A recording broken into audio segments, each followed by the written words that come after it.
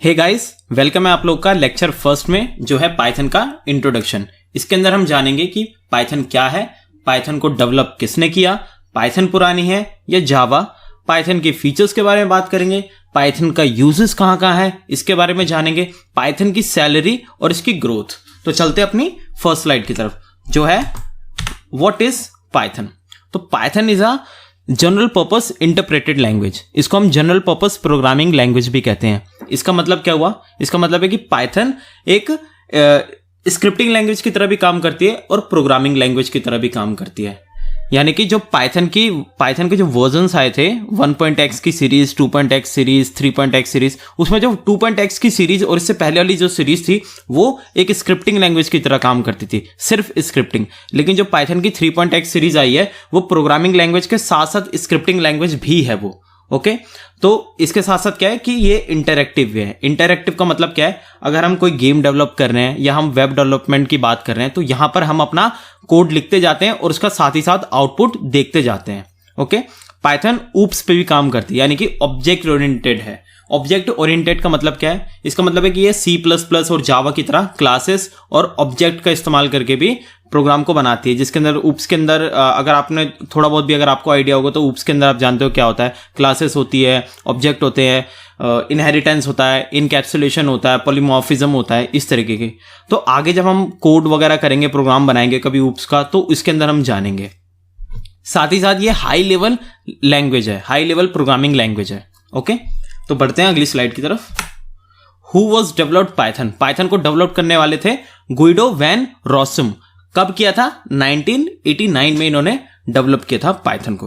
Okay, Python older और जावा, Python पुरानी है जावा, तो इसका सीधा आंसर है कि पाइथन पुरानी है जावा से। लेकिन जावा पॉपुलर बहुत ज्यादा पाइथन से, लेकिन अब 6-7 सालों से पाइथन भी काफी ज्यादा पॉपुलर हो रही है। इनफैक्ट पॉपुलर इसलिए हो रही है पाइथन क्योंकि पाइथन हर जगह है और पाइथन इजी है इसी चीज के लिए। तो जावा कब आई थी? 1995 में और पाइथन 1989 में, इससे भी पहले। ओके, तो चलते हैं अगली स्लाइड की तरफ। पाइथन के फीचर्स। तो पाइथन के फीचर्स हैं, पहला फीचर पाइथन का है कि easy to learn. Easy to learn क्यों है?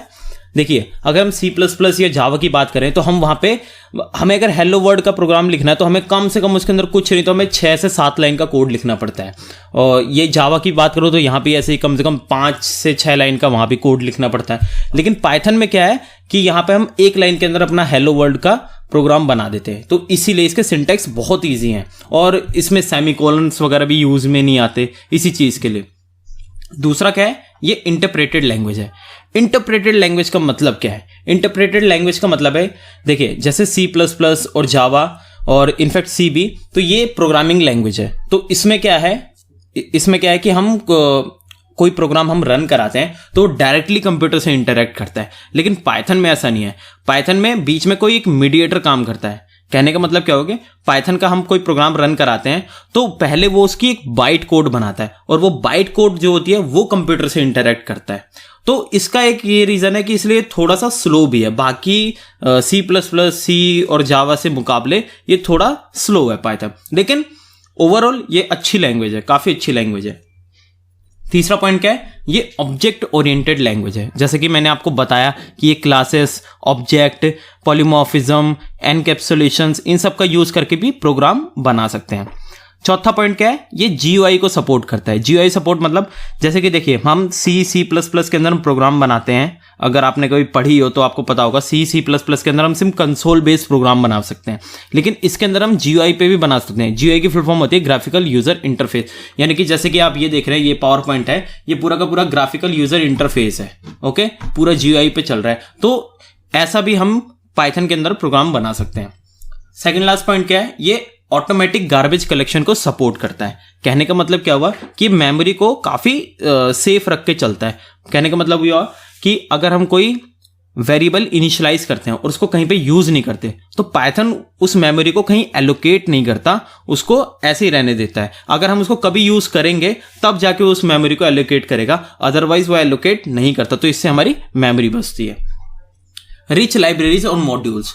रिच लाइब्रेरी और मॉड्यूल का मतलब क्या है कि इसके अंदर अगर हमें कोई गेम बनाना है तो इसके अंदर एक लाइब्रेरी आती है, मॉड्यूल आता है पाई गेम, हम उसका यूज़ करके इसके अंदर गेम बना सकते हैं। हम डेवलपमेंट अगर हमें करना है वेब डेवलपमेंट तो इस चीज़ के लिए भी अलग से लाइब्रेरीज वगैरह आती है, तो हम उनका यूज़ करके बना सकते हैं।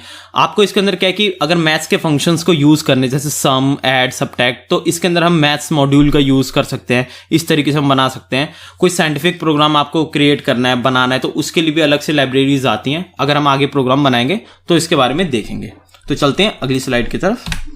पाइथन का यूजेस, पाइथन के यूजेस कहाँ कहाँ हैं? सबसे पहला वेब डेवलपमेंट में। वेब डेवलपमेंट मीन्स इसके अंदर हम वेबसाइट बना सकते हैं। जेंगो और फ्लास्क एक फ्रेमवर्क है पाइथन के, तो हम इनका यूज करके वेबसाइट क्रिएट कर सकते हैं। वो भी काफ़ी अच्छी खासी वेबसाइट बनती है, ऐसी बात नहीं है कि लोकल सी कोई बन जाएगी, नहीं, बहुत प्रोफेशनल तरीके से आप इसके अंदर वेबसाइट बना सकते हैं। दूसरा पॉइंट क्या है? Game development. आप इसमें पाई गेम का यूज करके आप इसके अंदर गेम को डेवलप कर सकते हैं, वो भी अच्छी खासी गेम को डेवलप कर सकते हैं। तीसरा पॉइंट क्या है? साइंटिफिक और न्यूमेरिक एप्लीकेशन। देखिए, साइंटिफिक और न्यूमेरिक एप्लीकेशन का मतलब क्या हुआ? साइंटिफिक जैसे कि केमिस्ट्री लैब हो गई या फिजिक्स लैब हो गई, इसके अंदर कुछ ऐसे एक्सपेरिमेंट्स होते हैं जिनको करने में कॉस्टिंग आ सकती है, बहुत ज़्यादा कॉस्टिंग आ सकती है। तो उस टाइम को और उस कॉस्टिंग को बचाने के लिए हम एक प्रोग्राम बना देते हैं। ओके, अगर आप ऐसा कोई प्रोग्राम देखेंगे तो आपको अच्छे से समझ में आएगा कैसे। और न्यूमेरिक एप्लीकेशन मीन्स कि बड़ी बड़ी जहाँ पे कैलकुलेशंस के लिए कैलकुलेशन यूज होती है, वहाँ पे भी आप न्यूमेरिक एप्लीकेशन बना के उस चीज़ को आसान कर सकते हो। चौथा पॉइंट, आर्टिफिशियल इंटेलिजेंस। पाइथन सबसे ज़्यादा फेमस इसीलिए हुई क्योंकि ये आर्टिफिशियल इंटेलिजेंस में सबसे ज़्यादा कारगर है। ओके, आज के टाइम में हर चीज़ आर्टिफिशियल इंटेलिजेंस हो रही है और आने वाला फ्यूचर पूरा आर्टिफिशियल इंटेलिजेंस ही होने वाला है। इसी चीज़ के लिए पाइथन बहुत ज़्यादा पॉपुलर होती जा रही है।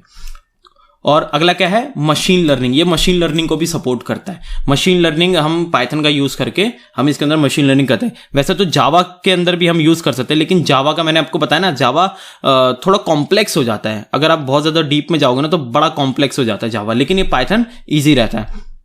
डेस्कटॉप GUI क्रिएट कर सकते हो, यानी कि डेस्कटॉप बेस्ड आप एप्लीकेशन बना सकते हो जो पूरा GUI पे चलेगा। सॉफ्टवेयर डेवलप कर सकते हो, यानी कि आप स्क्रैच से कोई प्रोग्राम आपने पकड़ा, स्क्रैच से कोई प्रोजेक्ट आपने पकड़ा और उसको आखिर तक आप लेके जा रहे हो। ओके, पूरा एकदम फाइनल आपने बना के अपने क्लाइंट को डिलीवर कर दिया। इतना आप पाइथन में पूरा कर सकते हो, यानी कि स्टार्टिंग से आखिर तक बिल्कुल। डेटा साइंस, डेटा साइंस के अंदर बहुत ज़्यादा यूज में आ रहा है पाइथन। वेब स्क्रैपिंग आप कर सकते हो, यानी कि किसी वेबसाइट से कोई आपने डेटा, एक क्लिक के अंदर कोई डेटा उठा लिया, तो ये सारी चीज़ें होती है वेब स्क्रैपिंग। ओके, तो चलते हैं अगली स्लाइड की तरफ। पाइथन की सैलरी और ग्रोथ। तो according to Hindustan Times, Python developer की एवरेज सैलरी इंडिया में 11 to 23 लाख। तो इससे आप यही अंदाजा लगा सकते हो कि पाइथन कितनी ज़्यादा पॉपुलर है। ओके, बाकी डेवलपर के मुकाबले बहुत ज़्यादा है पाइथन की। ओके, और पाइथन क्या है? हर चीज़ में है, जैसे कि मैंने आपको बताया, वेब में है, गेम में है, डेटा साइंस में है, आर्टिफिशियल इंटेलिजेंस में है, मशीन लर्निंग में है, हर जगह है। ओके, तो इसीलिए पाइथन बहुत ज़्यादा पॉपुलर है। तो मिलते हैं लेक्चर नंबर 2 में, तब तक के लिए थैंक यू।